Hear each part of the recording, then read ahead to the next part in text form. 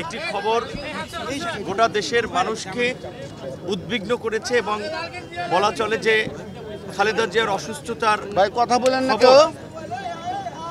বেগম সাবেক প্রধানমন্ত্রী বেগম খালেদা জিয়ার অসুস্থতার খবরে কার্যত পুরো বাংলাদেশই স্থবির হয়ে পড়েছে।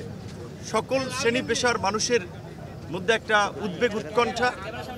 গতকাল রাতেও বেগম খালেদা জিয়ার যারা চিকিৎসক শীর্ষ পর্যায়ের নেতৃবৃন্দের সাথেও আমরা কথা বলেছি, আমরা যোগাযোগ করেছি এবং আজকে সকাল থেকে আমরা যোগাযোগ রাখছি এবং সশরীরে আমরা দেখতে এসেছি।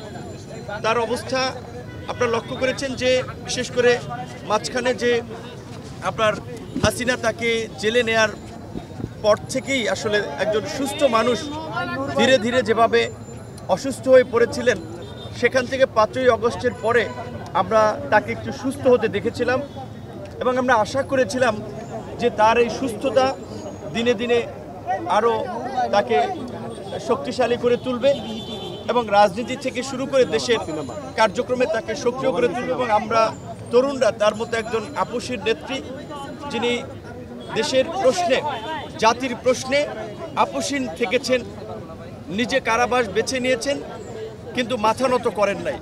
তো এই রকমের একজন আপসীন মানুষ, তাকে নিয়ে আমরা আগামীর বাংলাদেশ গড়ে তুলব এবং আপনারা লক্ষ্য করেছেন যে এই তার অসুস্থতায় দল মত নির্বিশেষে সরকারি বেসরকারি সমস্ত শ্রেণী পেশার মানুষ আজকে কিন্তু এই হসপিটালের দিকে আসছে। যদিও দলের পক্ষ থেকে ডাক্তারদের পক্ষ থেকে বলা হচ্ছে এখানে খুব বেশি ভিড় না করার জন্য, কারণ এটি একটি হসপিটাল এবং তারপরেও কিন্তু শীর্ষ নেতৃবৃন্দ সরকারি থেকে বেসরকারি উচ্চ পর্যায়ের মানুষ তারা খোঁজ খবর নিচ্ছে। কেন? তিনি আসলে একটা জাতীয় ঐক্যের প্রতীকে পরিণত হয়েছেন। দল মতের ঊর্ধ্বে আজকে তার যে সম্মান এবং অবস্থান, সেটির প্রতি ভালোবাসা থেকেই সকল মানুষ তার এই অসুস্থতা আজকে উদ্বিগ্ন, খোঁজ খবর নিচ্ছে। আমরা আল্লাহ পাকের কাছে প্রার্থনা করি আল্লাহ পাক যেন তাকে সুস্থ করে আমাদের মাঝে আরও কিছুদিন অন্তত রাজনীতিতে ফিরিয়ে দেন, কারণ আজকে এখনও বাংলাদেশ সংকট থেকে উত্তরণ ঘটে নাই। সামনে নির্বাচন আছে, নির্বাচন নিয়েও নানান ধরনের সংকট আছে, পরিস্থিতি ঘোলাটে হচ্ছে।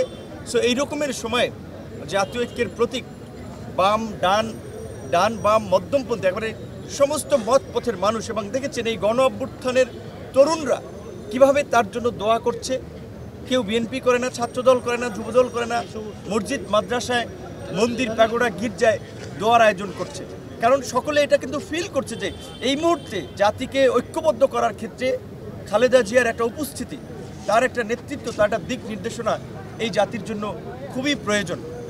তো কিছুদিন আগে সশস্ত্র বাহিনী দিবসও আসলে আমাদের সাথে যখন দেখা হয়েছে, সুস্থ মানুষ হিসেবেই তিনি সেখানে গিয়েছেন। তবে সেখানে আসলে সেই সময় ডাক্তারদের কাছে আমরা শুনেছিলাম একেবারেই খুব বেশি ভালো বোধ করছিলেন, আবার তারপরেও সশস্ত্র বাহিনী দিবসের প্রোগ্রামে সশস্ত্র বাহিনীর পরিবারের সদস্য হিসেবে তিনি কিন্তু সেখানে গিয়েছিলেন এবং তারপর থেকে একটু তার শারীরিক কন্ডিশন খারাপ হচ্ছিল। আমরা আশা করি যে দেশের চিকিৎসাতেই হয়তো তিনি সেরে উঠতে পারেন, আর যদি তার ফার্দার কোনো ধরনের বাইরে নেওয়ার প্রয়োজন হয় সেটা তার পরিবার এবং ডাক্তারদের পরামর্শে সিদ্ধান্ত হবে। এই মুহূর্তে ডাক্তাররা, তার দলের নেতারা সবাই তার জন্য দোয়া চেয়েছেন, আমরাও দোয়া করি এবং দেশবাসীকেও বলবো যে তার জন্য দোয়া করতে, কারণ তিনি এখন ব্যক্তি বা দলের নেতৃত্বের পর্যায়ে নাই, তিনি সারা দেশের মানুষের মাথার মুকুটে পরিণত হয়েছেন, দলমত নির্বিশেষে জাতীয় ঐক্যের প্রতীকে পরিণত হয়েছেন। দেশের জন্য, আমাদের জন্য, আমাদের ভবিষ্যৎ প্রজন্মের জন্য তার নেতৃত্ব অন্তত